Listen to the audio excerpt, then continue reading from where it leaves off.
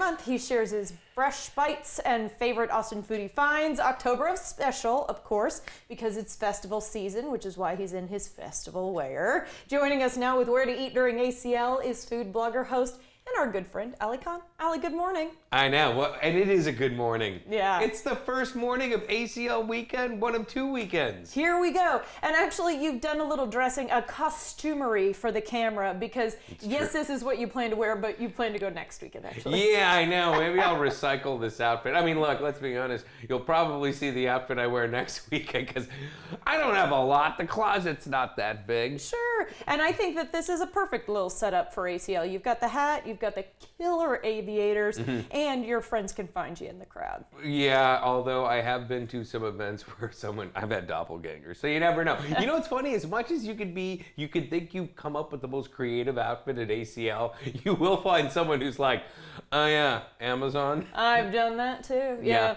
And speaking of smart things to do for the festival, we want to give people some tips right off the bat as to how to help themselves when it comes to eating, because it is important that you keep your energy up, especially if you're attending all 3 days. So let's talk about scouting vendors first. Yeah, absolutely. Look, I mean, the biggest thing for me with ACL has been year over year, like the food's always been great. They do a great job with sourcing from local restaurants and vendors and whatnot. And, I would say this year, what you want to do is be wary of lines. Usually around 4 p.m., everyone is like, as soon as an act's done, you'll see huge lines. So you're going to want to try and fuel up a little bit early. I think it is good to alternate between grabbing a taco and then having like a big bowl or a burger or something like that. And you know what? There's hydration stations. It's warm. I mean, fall in Austin, it's still 90 degrees, so... We're getting lucky with the weather this weekend, though. Low 90s is not all that bad. Brr, I'm so chilly. So chilly it is. But it's not raining, which is something I can say for ACL Weekend 1, at least. That's true. But then I also like the idea of sharing dishes, because you say you can taste more without hitting your carb coma. Absolutely. Look, I mean, I think one of the biggest things, too, is like, share.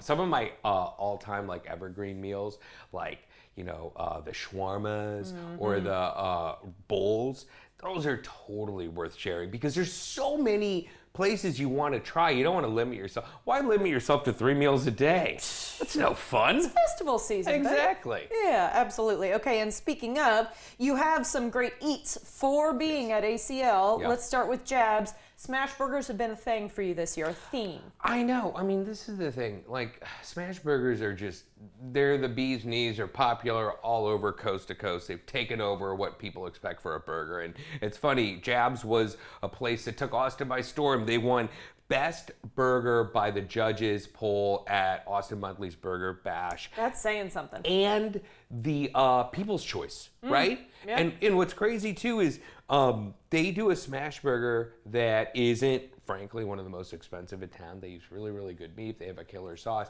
And the biggest thing to me is, I've had burgers at ACL. I've had a number of burgers at ACL. They don't always deliver.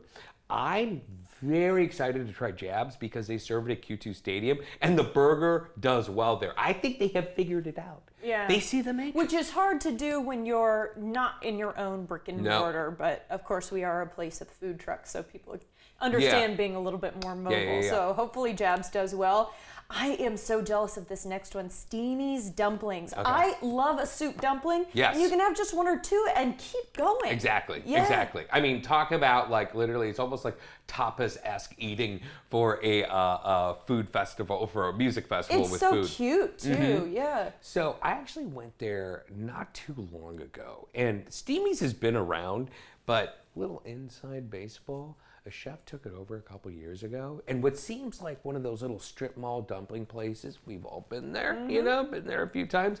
They are really, really doing some good stuff. I got a prime tasting of a number of their dishes, and it's one of those places where it's like, you feel like you've been there before, but the devil's in the details, Rosie. And their soup dumplings are loaded, brothy, juicy, delicious. What part of town are they in? Airport, right at the Crescent. Okay. So where 99 Ranch is? Yeah. All the anime stores. Okay. There's a Korean bar. Actually, you want to talk about like a little food crawl? Go there. You can get a hot pot, you can get Korean barbecue, and you can get your dumplings, and they have the revolving sushi. Yeah, and I was gonna say, and the revolving sushi, I'm so sorry, it's not my favorite, but they have really good taiyaki there, that red bean, like fried fish dessert, and it comes with ice cream. So delicious, I've been craving it. Okay, I am apologizing to this place because I'm not gonna get it right. Saigon Le Vendeur. Le Vendeur, oh look at. Yeah, it's the best I've got. It's Vietnamese food. Yes, exactly. So its current incarnation in Austin is Saigon and 7th, but it started out as Saigon Lavender. So it's really interesting. Austin will do this thing where like, let's throw back a restaurant that's not around anymore and then bring it back to life.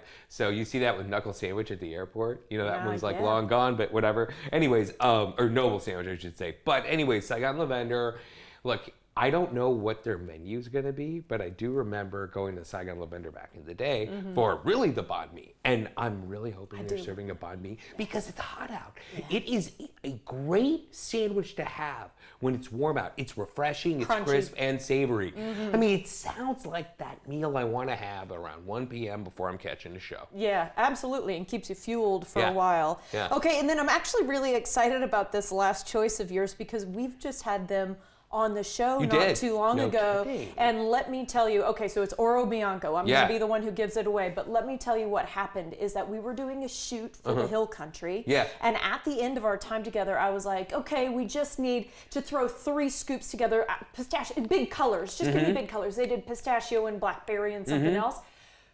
It weirdly tasted so good all together that tells me they know everything they can about flavors. And so in 10 to 15 seconds, give me a little bit on some of them. Well, here's the biggest thing. A chef friend of mine literally said, have you had this before? I had not heard of it.